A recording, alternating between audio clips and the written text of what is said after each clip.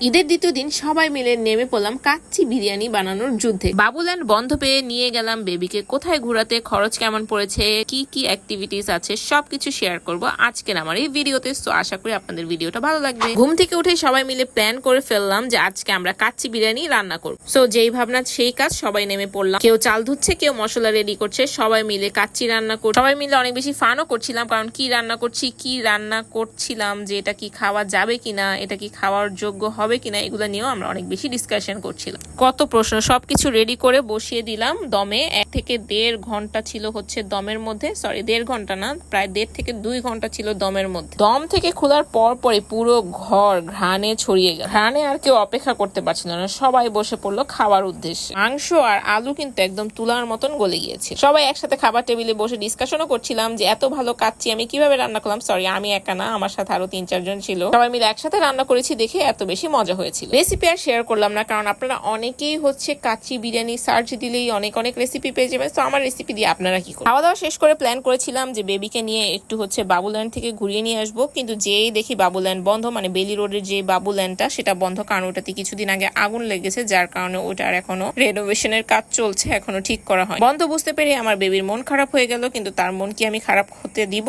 তাই সাথে সাথে খুঁজে বের করে ফেললাম খিলগাতে কিরোস ফার্ম। তো সেখানে নিয়ে যাওয়ার পরে তো সে অনেক খুশি। তো সেখানের চার্জটা আমি আপনাদেরকে একটু শেয়ার করে দিই। সেখানে বেবির জন্য এন্ট্রি ফি লাগে 300 টাকা, আর মার জন্য বা গার্ডিয়ান যে থাকবে তার জন্য হচ্ছে 100 টাকা, যেখানে বাবুল্যান্ডে দেয় হচ্ছে 150 টাকা। আর ওরা হচ্ছে সক্স গুলো ফ্রি দেয়, বাট বাবুল্যান্ডে কিন্তু সক্স গুলো কিনে নিতে হয়। সো ওর যে টিকিটটা ছিল ওটার সাথে 4টা রাইড ছিল, এই যেরকম একটা হেলিকপ্টার, আর একটা আরো 3টা না 4টা কি যেন ছিল, ওগুলা ছিল যে ঘোড়া, আর একটা ছিল হচ্ছে গেমিং সামথিং, আর একটা ছিল বাইক, যেটাতে অনেক বেশি লাইন থাকার কারণে বাবুকে আর ওটাতে উঠাতে পারিনি।